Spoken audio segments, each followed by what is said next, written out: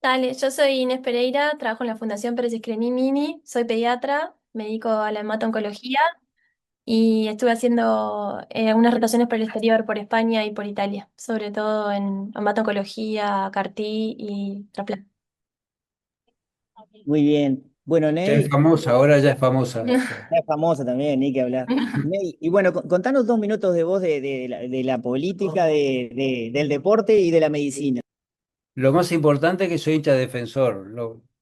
El resto, bueno, soy pediatra oncólogo, ya veterano, formado entre aquí, Inglaterra y Estados Unidos.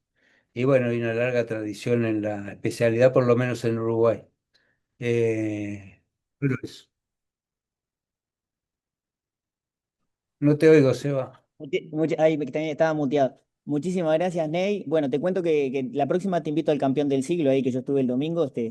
Vas a ver una cosa muy linda, pero bueno. No me dejan ir, mis amigos. Bueno, hoy creo que tiene una presentación, ¿no? Inés y Ney. Sí, sí. Entonces, lo que podemos hacer es empezar por la presentación y luego hay varios colegas que obviamente tenemos muchas preguntas para ustedes, pero podemos ver la presentación y después abrir una charla informal así con preguntas para ustedes. ¿Les parece? Dale, cualquier cosa que te dé tiempo, tú nos avisas. Más o menos planificamos unos 30 minutos, pero después hay tiempo suficiente para preguntas o la cortamos. No, no, exacto. Ustedes presenten unos 20, 30 minutos y luego unos 15 minutos. La idea es más o menos en 45 minutos ya poder contestar alguna. O sea, media horita de ustedes, 20, media hora y después 15 minutos para preguntas. Perfecto. Bueno, a ver, la idea un poco nuestra en la presentación fue presentar de los cuatro casos que hemos hecho, presentar los dos primeros que ya llevan algún tiempo más de evolución. eh, por qué se hizo el trasplante en esos chicos, qué es el CAR-T, y finalmente la última parte va a ser dedicada a las barreras o las dificultades que hemos tenido, que regularmente son parecidas a las que se tienen en otras partes del mundo para la implementación.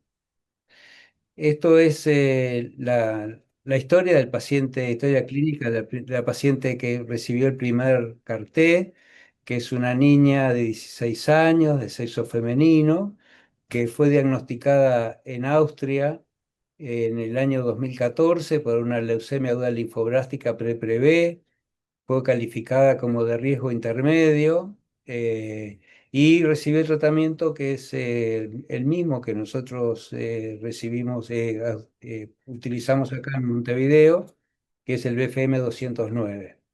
En el 2017 hizo su primera recaída hematológica, que fue tratada con protocolo de recaída, con quimioterapia exclusivamente, que terminó en marzo del 2020. Y en marzo del 2025 hizo su segunda recaída hematológica con blastos otra vez pre-B, con CD19 positivo. Fue tratado con quimioterapia e inmunoterapia, obteniéndose una respuesta completa, remisión completa con enfermedad residual negativa en la semana 6. Y bueno, la indicación para este caso fue el tratamiento con CAR-T. Nuestro segundo paciente eh, es un chico que actualmente tiene 23 años, de sexo masculino, que había sido tratado originalmente por nosotros y diagnosticado en el año 2017 por una leucemia aguda linfoblástica también pre-B, utilizando el mismo esquema de tratamiento. Hizo su primera recaída medular, para el cual se trató en otro centro con trasplantes de células hematopoyéticas de donante no relacionado, en el cual no se utilizó irradiación corporal total. La segunda recaída medular recibió también un segundo trasplante, en este caso un haploidéntico de su hermano, y en octubre del 24 hace su tercera recaída medular, con blasto CD19 positivo, tratado con quimioterapia e inmunoterapia utilizando blinatumomab e inotuzumab. Ya en agosto del 25 estaba en remisión completa también con una enfermedad residual mínima negativa y bueno, también con indicación CAR-T. Eh, bueno, esto es un poco el significado que tiene para nosotros la leucemia aguda linfoblástica. Ustedes todos saben que en pediatría es la enfermedad oncológica más frecuente. Las tasas de curación son muy altas. Actualmente, incluso en nuestro medio, las tasas de curación superan el 80%. Nos referimos a sobrevida libre de enfermedad más de 5 años por encima del 80%, por lo cual claramente es una enfermedad, primero por la frecuencia que tenemos y segundo por la cantidad de investigaciones que ha habido recientemente, que es bastante exitosa. A pesar de lo cual sus recaídas, que son entre el 5 y el 15%, dependiendo de los riesgos y el ambiente donde se trata, constituyen por sí sola, con los mejores resultados, la cuarta enfermedad en frecuencia en pediatría. Ha habido muchos avances, está bueno saber que los resultados después de la recaída, las tasas de remisión completa, si bien son en la primera recaída de 85%, en la segunda ya disminuye casi a la mitad y la tercera recaída solamente en 27%, pero cuando vamos a ver cuál es la sobrevida libre de enfermedad, las tasas también son progresivamente menores, con segundas recaídas sobreviviendo solo un 27% a los 5 años y las terceras o mayores por menos de 15% a los 5 años. Las tasas de sobrevida luego de recaída post-trasplante halogénico son menores al 10%.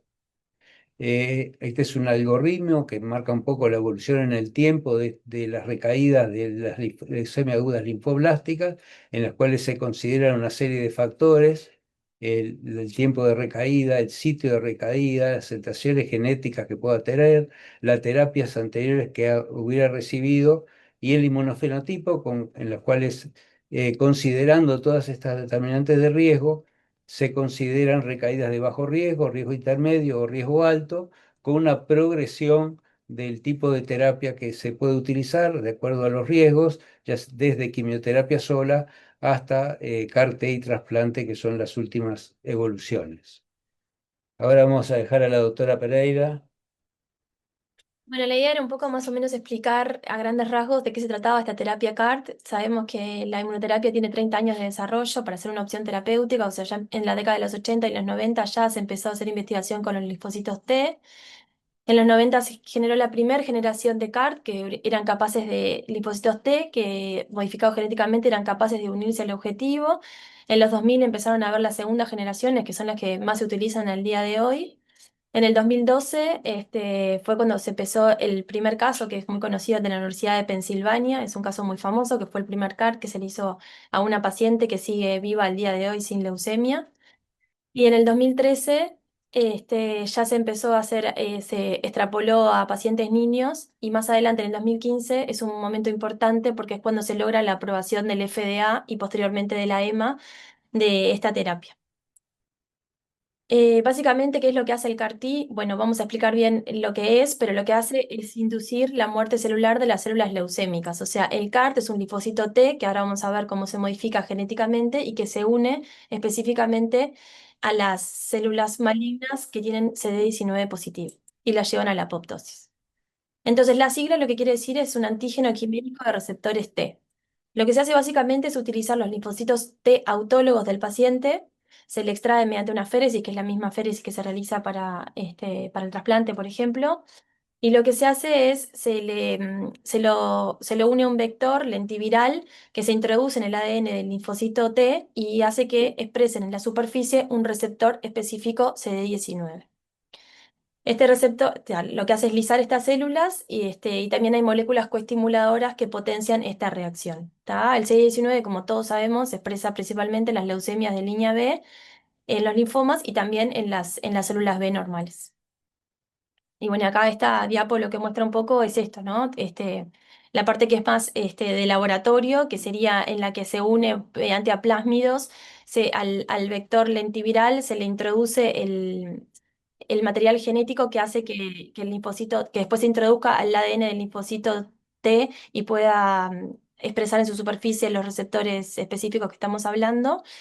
Esto se empaqueta y se une al linfocito T, o sea, lo transfecta, lo infecta, pero no es capaz de reproducirse este vector. Se une al linfocito T y hace finalmente, como se ve en la diapositiva, que expresen en la superficie este receptor. La siguiente, la anterior. La siguiente diapositiva, que era la anterior en realidad, lo que mostraba nada, era esta unión. Lo que muestra es, se ve el linfocito T modificado, que sería el CART genéticamente, que tiene varias partes. Tiene una parte que es el receptor específico CD19, que es la parte extracelular, digamos, un receptor transmembrana que le da como cierta flexibilidad, y las moléculas coestimuladoras intracelulares, que lo que favorecen es la liberación de citoquinas para aumentar todavía más esta reacción linfocito T modificado con célula CD19 positivo. Acá se ve, esto como lo estaba explicando, se ve a mayor tamaño. ¿Tá? Vamos a ver que en realidad cada parte tiene como su rol específico. Las moléculas coestimuladoras hay varias descritas, por ejemplo está la CD28, CD4BB, que básicamente tienen esta función de potenciar esta respuesta y se diferencian en que la CD28 es más potente pero más tóxica y la CD41BB es como que persiste más en el tiempo. Básicamente esto es importante no tanto para saber los detalles técnicos, sino para saber que hay diferentes tipos de constructo y en base a cómo esté diseñado este CAR, después va a tener diferentes efectos adversos y efectividad. Acá lo que muestra es, al día de hoy en realidad ya hay más generaciones, o sea, muestra 3 generaciones, pero también está la cuarta y la quinta, y se están desarrollando también como... Lo que se hace básicamente es visualizar cuáles son las oportunidades de mejora, o sea, cuál es el problema, la persistencia, que no es lo suficiente potente, que no es lo suficiente eficaz, y en función de eso se generan las modificaciones. Acá un poco para mostrar, la primera generación es la que veíamos que se había desarrollado en la década de los 80, los 90. La segunda generación es el CAR que nosotros estamos produciendo en realidad, que lo que tiene es este receptor transmembrana, CD19 positivo, la molécula coestimuladora que hace como esta primer señal que lleva a la apoptosis, y después la segunda señal que es el CD3, que lo que hace es liberar las citoquinas proinflamatorias. En realidad, ¿en qué se diferencian en la tercera generación? La tercera generación en realidad tiene dos moléculas coestimuladoras, tiene el CD28 y el 41BB para hacer que esta reacción sea todavía más potente. Y también las cuartas y las quintas generaciones lo que tienen es como una regulación de las citoquinas que se liberan justamente para que sea súper potente, pero no tan tóxico, digamos. Bueno, acá un poco para entender entonces cuál es el mecanismo para llevarlo más a la clínica y a lo práctico es, tenemos el paciente, le hacemos la féresis, sacamos células nucleadas totales.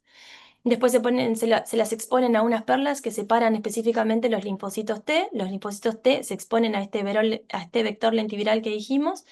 Se une al linfocito, se mete en el ADN, expresan el receptor T, no sé dónde está la flecha, expresan el receptor T. Y después básicamente hay una etapa en la cual se expanden estas células que están modificadas y es la etapa en la que demoran en producir la cantidad de dosis que nosotros necesitamos. Más o menos nuestro tiempo vena a vena es entre 9 y 12 días. O sea, entre que se hace la féresis y el laboratorio reciben los linfocitos T, los ponen con el vector y los expanden hasta que llega la dosis total, más o menos pasan entre 9 a 12 días. La mayoría de nuestros pacientes fueron entre 8 y 9. Es un tiempo muy corto en realidad y nos da la posibilidad de que nosotros no utilizamos quimioterapia puente. En realidad al paciente le hacemos la féresis, espera la producción y en el tiempo de espera ya aprovechamos para hacer una quimioterapia de linfodepresión que dura 4 días, que se basa en fludarabina y ciclofosfamida. Y esta quimioterapia básicamente lo que hace es disminuir los linfocitos, es linfotóxica, o sea, disminuye los linfocitos circulantes justamente para que no compitan con los linfocitos CAR que después le vamos a infundir al paciente. Entonces, las indicaciones del CARTS, ¿en qué pacientes lo vamos a utilizar? En los pacientes con una leucemia aguda linfoblástica B, que es refractaria, o en segunda o posterior recaída, que haya recibido al menos 2 líneas de tratamiento previo. Obviamente tiene que tener un CD19 positivo, porque el que nosotros diseñamos al menos es CD19 positivo. Linfoma B difuso de células grandes, pediátricos o adolescentes. Y también se está planteando utilizar en leucemias de alto riesgo en primer recaída, leucemias con enfermedad positiva persistente, como consolidación temprana, o sea, primera línea, También se plantean CAR para linfocitos, o sea, para leucemia T, para leucemia mieloide, para tumores sólidos, para enfermedades autoinmunes como lupus, drepanocitosis. Y bueno, tal, lo que vemos es que tiene es un amplio campo que está todavía en desarrollo. Las indicaciones aprobadas por la FDA para pediatría, el único carta aprobada actualmente en pediatría es el Kymriah, que es de Novartis, que sería como en el sector comercial, porque hay como dos escenarios posibles. Uno es el comercial, que uno se lo pide al laboratorio y luego lo infunde, o el académico, que se desarrolla in-house, digamos, que es el que hacemos nosotros. Y bueno, también está el español, que está aprobado para adultos, el ARI, pero ya va a estar aprobado para pediatría. Y bueno, las indicaciones aprobadas son las que dijimos recién. Nosotros en nuestro centro lo que estamos desarrollando es un CART académico, como decía, con producción in-house, que lo hacemos nosotros mismos. O sea, nosotros tenemos un sistema CliniMax Prodigy, que es un sistema cerrado, estandarizado, con un tiempo vena de vena, que fue el que describimos, que también compramos a la misma compañía, el Vector, y lo que hacemos es desarrollar nuestro propio CAR, que es de segunda generación, y con la molécula coestimuladora 4BB y SD19 específicamente. Entonces, es en el contexto de un ensayo clínico, fase 1-2. Nuestros criterios de inclusión, que creo que es lo que más interesa a la gente, es a quiénes se lo vamos a plantear: a las leucemias B o linfoma no Hodgkin refractarios o recaídos, que son considerados de alto riesgo, en pacientes entre 0 y 29 años. Las condiciones para que sean de alto riesgo es una recaída intratratamiento y hasta 6 meses de completado, que tenga una sintogenética de alto riesgo, que es la que está descrita acá, hipodiploidía, mutación de P53, las alteraciones de KMT2, de OSAT, la que todos conocemos. Segunda recaída posterior, luego trasplante, infusión de CAR previa, que sea C19 obviamente, y también están excluidos fallos medulares, síndrome de Down, recaídas extramedulares aisladas, que sea sistema nervioso aislado o combinado, Filadelfia positivo, y que no haya funcionado un TKI previo. También se aceptan pacientes que hayan usado blinatumomab previamente, pero tienen que tener CD19 más de un 90% en el inmunofenotipo para que funcione el CAR. Básicamente son pacientes en buen estado funcional, que tengan un performance del Lanky más de 50%, o sea, que esté bien el Lanky, que no tenga ninguna alteración funcional, ni hepática, ni renal, ni cardíaca. Bueno, de exclusión, básicamente que tenga un NAGE agudo o crónico activo, que use esteroides sistémicos a altas dosis los días previos, que no esté embarazado, que no tenga una infección activa por HIV, hepatitis, que no tenga una afectación cardiovascular severa. Y bueno, y básicamente, brevemente, quise demostrar como cuál es la experiencia en pediatría al día de hoy. Básicamente, lo que mostré fueron los dos primeros ensayos, son ensayos unicéntricos que son muy conocidos por todos, que es el de la Universidad de Pensilvania, el Children's de Seattle Hospital. Después está el ensayo del NCI, que unió varios centros en Estados Unidos, y uno de los más importantes, y es como el ensayo insignia, es el multicéntrico de Liana, que involucró varios centros en Estados Unidos para demostrar que esta terapia CART era realmente eficiente en leucemia B, y a partir de este ensayo es cuando se generó la aprobación del FDA de esta terapéutica. Y después los últimos tres son ensayos de Israel, de Barcelona, que son ensayos en el contexto del CART académico, digamos, de producción en el contexto de un ensayo clínico como hacemos nosotros. Básicamente todos lo que muestran es la respuesta, o sea, casi todos los pacientes entre un 80 y un 90% al mes de haber recibido un CAR tienen una respuesta de entre un 80 y un 90% sin enfermedad. CR y CRI, el RI es cuando no tiene la recuperación completa hematológica, en realidad es como incompleta, digamos. Después lo que muestra es la sobrevida global a los 12 meses, que es entre un 50 y un 70%. La sobrevida libre de eventos, quise decir, perdón, entre un 50 y un 70%, y ahí lo que vemos es que si bien hay una gran respuesta al CAR, el problema es la persistencia en el tiempo y las recaídas. Y la sobrevida global también va entre un 60 y un 90% en todos los ensayos. Después lo que muestra básicamente es el tema de los efectos adversos, cuántos RS se tiene. La mayoría de los pacientes tienen efectos adversos, más de un 70%, y cuáles son graves. Bueno, acá lo que muestra es esto, lo que estábamos hablando del Eliana, que se publicó en el New England Journal, y que lo que demostró son estos resultados que mostramos, que es un ensayo multicéntrico que tiene 107 pacientes se enrolaron, y creo que lo más importante de acá es ver que de esos 107 pacientes el intention to treat, ¿no? De los 107 pacientes que se enrolaron, en realidad, o sea, que se plantearon como candidatos, solo 92 fueron enrolados y solo 75 se pudo hacer la infusión. ¿Qué pasó con estos 17? Bueno, algunos tuvieron problemas de producción del CAR, Algunos murieron porque son pacientes obviamente con enfermedades muy agresivas, que en el medio de la producción, la selección y todo, los pacientes mueren porque progresa la enfermedad. Y 3 tuvieron efectos adversos, principalmente de la quimioterapia. Y después en el seguimiento también fue un seguimiento que solo el 48% pudieron llegar al follow-up porque algunos, bueno, se perdieron los datos, bueno, lo de siempre, algunos murieron, otros no fue eficaz el CAR.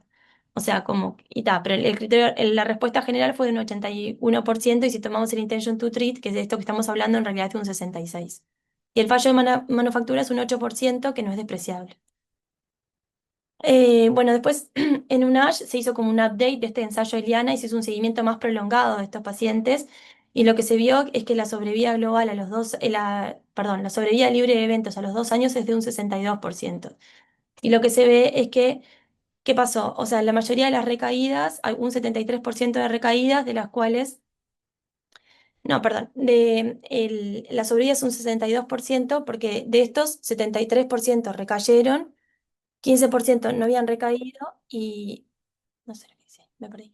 Y 10% en realidad, no, lo que importa es de las recaídas cuáles eran CD19 positivo y CD no, porque en realidad el problema de la recaída muchas veces es la persistencia de CART y muchas veces es un escape inmunológico que hace la propia leucemia que deja de expresar el CD19 y el CART deja de ser eficiente. Perdón que no me haya quedado bien explicado lo que intentaba demostrar. Y después en el del Seattle lo que quise remarcar sobre todo es un dato que es bastante interesante porque bueno, también mucho la cuestión es, ¿estos pacientes solo se hace CAR? ¿Cuáles se hace CAR y trasplante? ¿Cuáles se hace solo trasplante? Y lo que quiso también es responder un poco a esta incógnita de a qué pacientes después de un CAR van a ser candidatos a trasplante. Y lo que dice que uno de los factores de riesgo más importantes para la recaída es la pérdida temprana de la aplasia B. Cuando la aplasia B se da antes de los 6 meses, porque el seguimiento de los pacientes es por CAR, por inmunofenotipo y con aplasia B, porque sabemos que va a matar los linfocitos B normales. Cuando esta aplasia B es muy temprana, antes de los 6 meses, es un factor de riesgo para que estos pacientes vayan a recaer posteriormente. Entonces sí serían los principales candidatos a hacerle un trasplante como consolidación de esta terapia. Bueno, nada, y esto en realidad lo va a explayar más Ney. Perdón si fui rápido, pero lo que intenté demostrar un poco fue como la evidencia y la técnica. Bueno, vamos a seguir con nuestro paciente entonces, que el primero de ellos, la niña, hubo que hacer quimioterapia puente para llegar en buenas condiciones a la féresis, que fue hecha el 11 de agosto. 3 días después comenzamos con la linfodepresión, que como dijo Inés, consiste en la administración de dos drogas, rabina y ciclofosfamida. Es muy importante porque esa combinación permite linfodeplexionar los linfocitos T que podrían ser competitivos con los que se van a infundir con las células CAR-T. Es importante también poder ser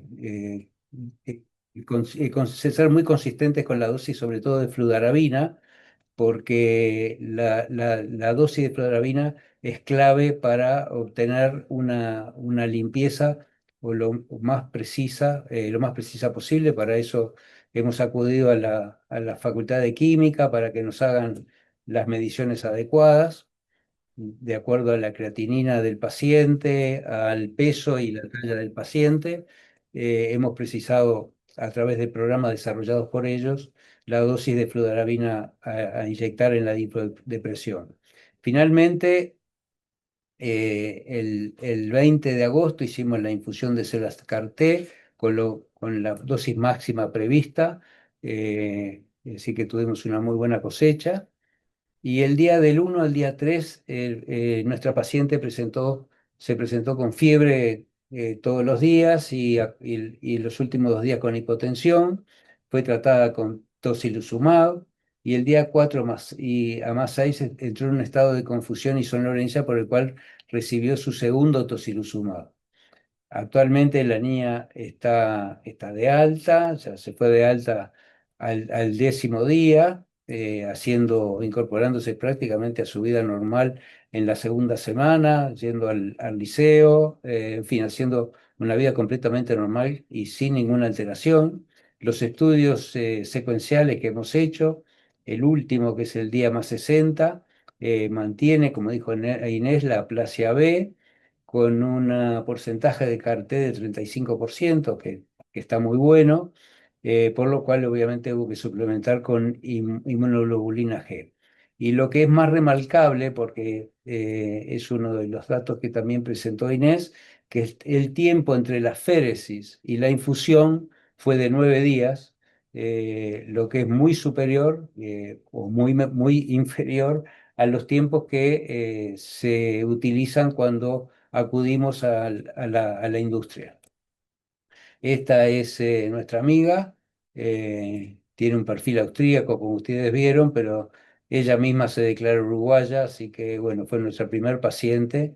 Esto es la mañana siguiente, después de que había hecho todo el estado de somnolencia y confusión, que estaba ya feliz y pidiendo para irse.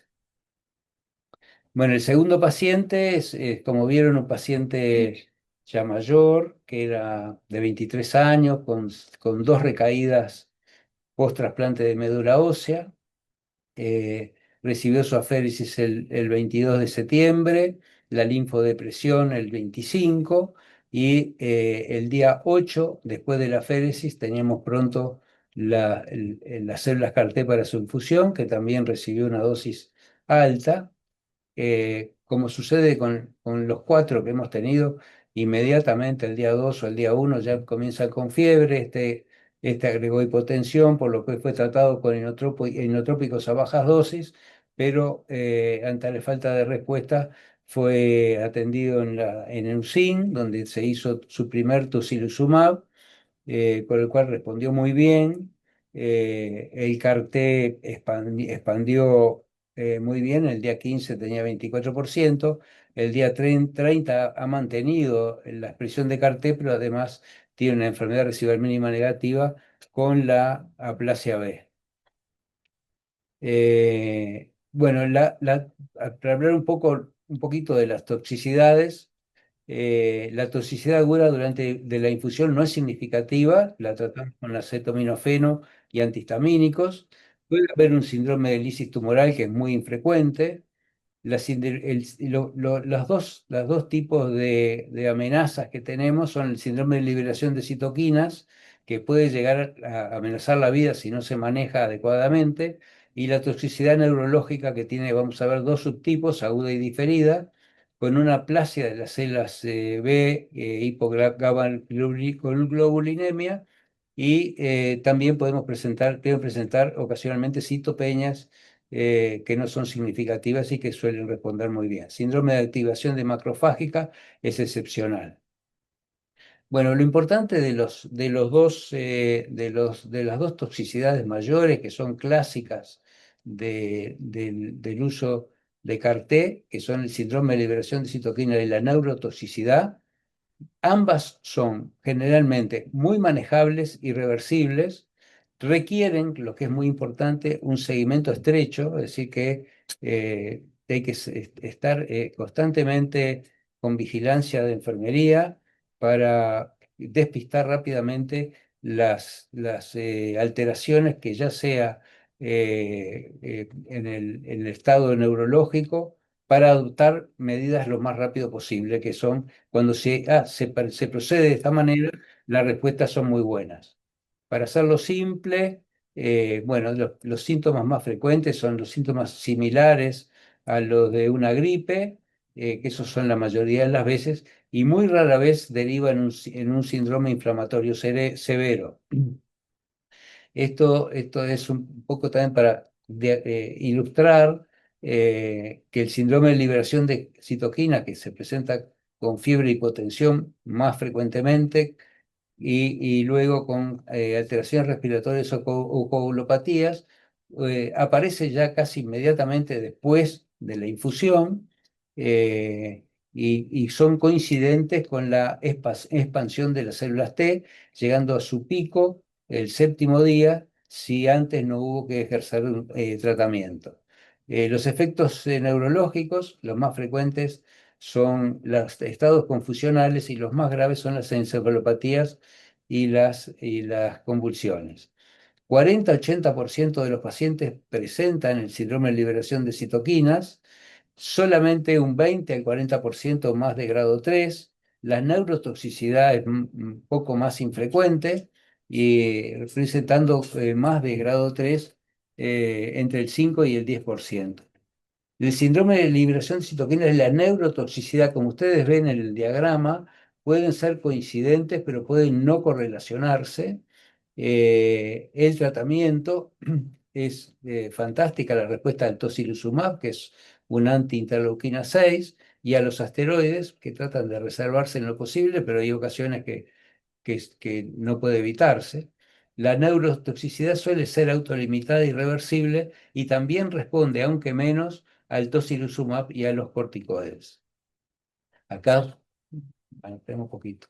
Acá tenemos el sistema de el síndrome de liberación de citoquinas, cómo puede monitorearse con la dosificación de interleuquinas de 6 y el PCR, que es tan más que accesible a nosotros, que tienen la misma curva. Ustedes ven que se inicia rápidamente después de la infusión y que tiene dos fases, una fase temprana y una fase posterior. La primera fase responde muy bien al tocilizumab, no tanto la segunda, para la cual hay tratamientos. Ustedes ven, la respuesta al tocilizumab es fantástica. Estos son los picos febriles que viene haciendo el paciente, y al día 10 se hubo que inyectar el tocilizumab, la respuesta es inmediata. En cuanto a la neurotoxicidad, tenemos una neurotoxicidad aguda y una diferida, que yo ya les expliqué o les conté que de alguna manera se resuelven si uno tiene el seguimiento y lo detecta rápidamente, pues es muy evidente cuando sucede una alteración inmunológica y uno está encima, la escritura, a ver la ubicación del paciente en el tiempo y en el espacio, preguntándole somnolencia. La afasia es un síntoma muy, muy importante. La cefalea no se considera. Se estima, como vimos, entre 25 y 50% de los pacientes. Los síntomas más a prestar atención es la afasia, porque puede progresar a la debilidad motora, convulsión y hasta muerte del paciente si no se despista rápidamente. Esto capaz es el capítulo que más interesante para los que están de alguna manera pensando en CAR-T. Las barreras para alimentar el CAR-T son muy, muy difíciles de sortear. Para darles una idea, nosotros disponemos de la tecnología y los recursos humanos ya hace 4 años, y recién pudimos empezar desde el año 21, y recién pudimos empezar en el año 25. Esto que parece ser muy uruguayo al principio, pero parece que sucede los que matizamos aquí en este dibujo, que hemos tomado prestado del Journal de Clinical Oncology, así que lo que nos pasa a nosotros parece que le pasa en todo el mundo. Los problemas están, nosotros obviamente tenemos algunas dificultades por los medios que nos movemos, en cuanto tuvimos hasta dificultades para introducir al país la tecnología, y después una vez que conseguimos permisos para introducir la tecnología, nos llevó cerca de 2 años los permisos para utilizar los reactivos que esa tecnología necesitaba. Pero básicamente en todos lados los temas se centran en cómo se manufactura el suplemento del vector, que es el vector que es el anti-CD19 en nuestro caso, pero puede ser otro vector, los requerimientos regulatorios y quién paga por el reembolso por todo el procedimiento. Esto parece que es bastante frecuente. Las barreras las podemos resumir en económicas, en adquisición de la infraestructura, el capital humano, que es imprescindible para llevar adelante el procedimiento, ya sea para el trabajo en el laboratorio como el trabajo clínico. Ahí nos encontramos que, desde el punto de vista regulatorio, hay diferencias según la región donde uno trabaja. Hay diferencias incluso en los conceptos entre la FDA y la EMA. La FDA lo considera terapia génica celular humana, en cambio la EMA lo considera como un producto médico avanzado. aunque existen algunas exenciones hospitalarias en algunos países. El más claro ejemplo es España. Bueno, acá tenemos las barreras o las ventajas de utilizar, bueno, no veo bien el título, las ventajas de utilizar el sistema que nosotros estamos haciendo, de hacer nuestro propio, manufacturar nuestro propio carté, consiste primero que utilizamos un sistema cerrado y automatizado, que la intervención humana directa no existe, es decir, que preserva muy bien la sepsis del producto. Como ustedes vieron también en estos dos casos, pero se reprodujo en los cuatro, reducimos los tiempos en varias semanas, el tiempo de vena a vena, y tenemos además una independencia logística, así que nosotros no dependemos de nadie para su manufactura, los tiempos. Ustedes vieron toda la cantidad de pacientes que pueden perderse en los esquemas industriales, es decir, que pueden demorar hasta 6 semanas. Es decir, que es una ventaja enorme porque que podemos manejar con bastante seguridad.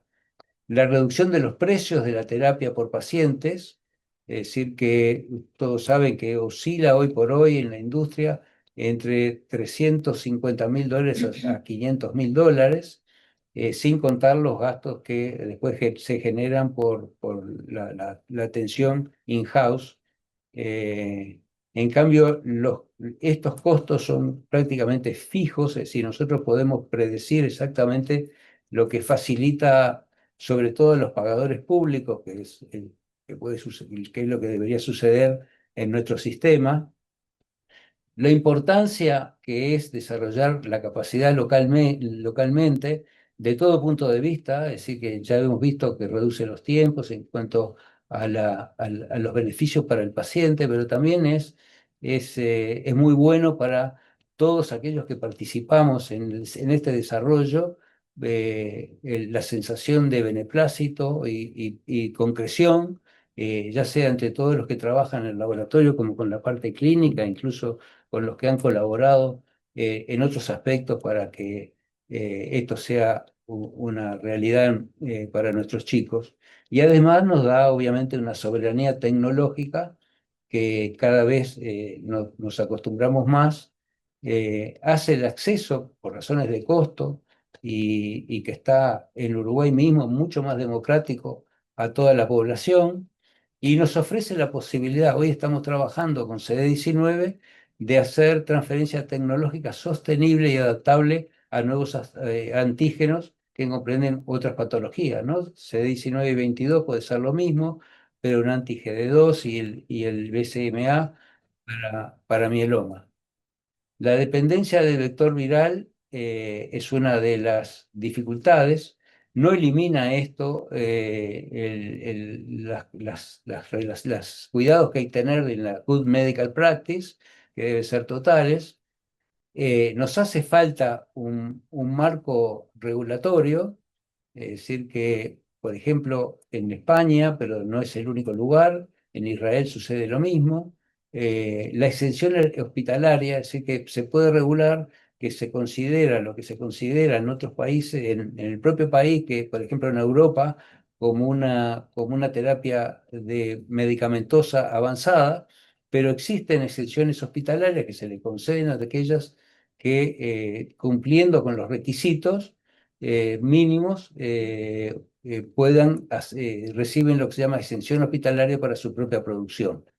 Eh, y permite además, lo que es también muy interesante, alianzas locales, es decir que, por ejemplo, en Barcelona hay un centro de producción que es el Clínic de Barcelona, que abastece al centro pediátrico, que es el San Juan de Dios, pero además a prácticamente 3/4 partes de los centros españoles hoy son abastecidos por el vector que se produce con tecnología Meltenji en el Hospital Clínico de Barcelona. Y además también puede hacerse alianzas internacionales para para proveer lugares en la región. Bueno, este es el lugar donde nosotros producimos, nuestras técnicas producen el CAR-T. Como ven, cumple con todos los requisitos. Y bueno, y finalmente un reconocimiento a todos los que trabajan en distintas áreas, ya sea en nuestro laboratorio, hemoterapia, los cuidados intensivos, la biofarmacología, la neurología, la enfermería, nuestra data manager y nuestra secretaria, que se va a poner contenta. Bueno, Gracias. muchísimas gracias. Sí, muchísimas gracias. ¿Se escucha ahí? Sí, perfecto. Primero que nada, agradecerle a ti y a todo el equipo de la Fundación por este camino que abren el grupo de pediatría, pero también para todo el Uruguay. Ya vimos que incluso en el ensayo clínico, pacientes menores de 30 años pueden ser incluidos. Hay algunas preguntas que están en el chat, podemos empezar por ellas Dale. y luego abrimos a quien quiera participar. También pueden levantar la mano, yo voy mirando y preguntan directamente, puede ser bueno. Bueno, Victoria Irigoyen, la primera que fue la impulsora también de esta charla contigo y con el equipo de la Fundación. Dice, a efectos prácticos, agradezco aclarar los siguientes aspectos. Cumplidos los criterios de ingreso, cómo se realiza el contacto e inclusión al ensayo, dónde se infunde, requiere previa autorización, eh, requiere previa autorización de la institución de referencia del paciente, cobertura financiera, bueno, estos aspectos prácticos, si nos pueden contestar. Bueno, yo creo que la pregunta comprende prácticamente todos los aspectos. Cumplidos los criterios de ingreso, bueno, hay que contactarse con nosotros, con la fundación, ya puede ser con Inés o conmigo, o la doctora Pajés. La infusión la hemos hecho, es buena pregunta, la infusión la hemos hecho en los pacientes pediátricos, que fueron 3, acá en la fundación. El otro paciente, que es el paciente de 23 años y era socio de Comero del Interior, se hizo la infusión bajo nuestra supervisión y se internó directamente en cuidados intermedios en el Sanatorio Americano. Es decir, que se puede hacer, sería ideal, que estamos trabajando en eso, poder concentrar todos los pediátricos en un centro y todos los adultos en otro centro. eh, y bueno, no requiere, lo único que tenemos es que obviamente la institución que lo refiere tiene que aprobarlo, ¿no? Y la cobertura financiera, estamos trabajando en este momento con el Fondo Nacional de Recursos, conjuntamente con la profesora Grille, están evaluando la posibilidad que sea incluido en las prestaciones del frente. Los costos no son tan altos comparados con otras tecnologías. Podemos decir que tenemos un costo aproximado todavía de unos $120.000, que todos los que trabajan en trasplante saben que no es un costo tan alto. Y bueno, estamos haciendo las gestiones. Los 4 procedimientos que se hicieron porque todavía no está aprobado y la situación de los pacientes ameritaba. Los hicimos por juicio de amparo, en los cuales, bueno, en los 4 hubo resultados positivos. Y bueno, en los primeros 2 hubo cierta oposición de los órganos del ministerio, pero en los últimos 2, bueno, como que aceptaron ya que esto es una técnica, como ustedes presumen, que no salvará todas las vidas, pero va a salvar unas cuantas vidas que no tenían muchas opciones. Excelente. Tenemos otra pregunta de Cintia Santamarina, que es la valoración de enfermedad mínima residual en el seguimiento posterior. ¿Cómo identificarlas si obviamente se genera una aplasia por la acción sobre CD19? Yo le agregaría también que nos contaran en el seguimiento cómo evalúan la evaluación de respuesta de enfermedad mínima residual y la persistencia del CAR, que de alguna manera son cosas que van de la mano. Bueno, evaluamos, viste, lo primero, la aplasia B. La aplasia B es muy importante. Cuando la aplasia B empiezan a aparecer elementos B, es un anuncio de que va a haber una recaída. En ese caso es importante la sensibilidad de la tecnología que se utiliza para evaluarla. Nosotros en este momento hacemos por inmunofenotipo, que es la mayoría de los centros lo están haciendo. Sí. En este momento,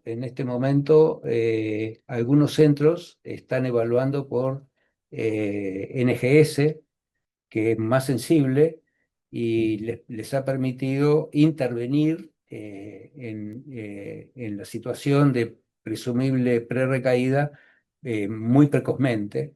Nosotros, si bien tenemos NGS, todavía no hemos adoptado la tecnología para seguir esta formulación y lo hacemos por inmunofenotipo. Y después seguimos el CAR-T, que tiene un máximo, como viste, en los primeros 15 días y después naturalmente va decayendo. Pero lo más importante es seguir la plasia B. Excelente, muchas gracias. Tenemos a Francisco Garriga de Chile, o sea que no solo uruguayos, estamos acá participando. Francisco pregunta cómo piensan escalar el tema, porque también tenemos pacientes con linfoma, mieloma, obviamente corresponde más a adultos, pero ¿cómo ven esa perspectiva para el Uruguay? Bueno, sí, nosotros hemos consultado a Miltenji y de la probabilidad de extender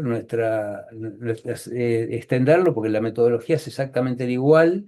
Va a depender de la inquietud que tengan los hematólogos adultos de participar de nuestro programa.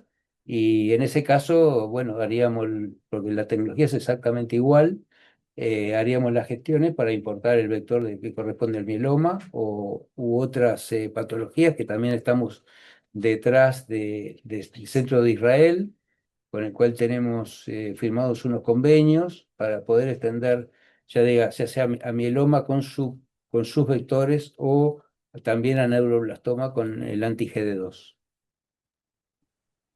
Excelente. Bueno, estamos más o menos en el tiempo que habíamos pensado, pero si hay alguna otra pregunta de alguien que quiera levantar la mano y hacerla directamente o alguna adicional en el chat. eh, si no, creo que fue excelente la exposición, es un proyecto súper importante para el país. Este, aquí hay una pregunta del doctor Mushi y dice, al ser un fase 2 como ustedes dijeron, un ensayo clínico, si es necesario pasarlo por comité de ética de cada institución que deriva al paciente o hay algún tipo de comité de ética del ministerio o que sea de alcance nacional. Bueno, es uno de los requisitos que tuvo, que en realidad fue de los más benignos en cuanto a tiempo, fue someterlo es decir, que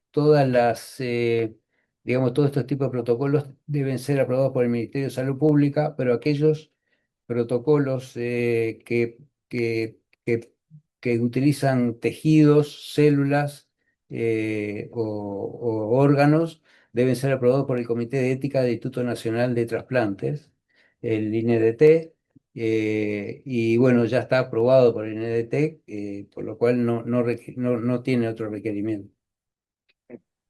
Y también Ney había mencionado que se logró por recurso de amparo el tema de financiamiento. Acá también pregunta el doctor Mushi si eventualmente el costo iría por las instituciones que derivan el paciente o el mecanismo sería eso, a través de un recurso de amparo para lograr el financiamiento. Bueno, está buena la pregunta porque nosotros estamos agilizando las gestiones, hemos tenido ya un par de reuniones con el fondo, sí, seguramente el fondo en un futuro cercano, pero mientras tanto lo vamos a seguir haciendo por recursos de amparo.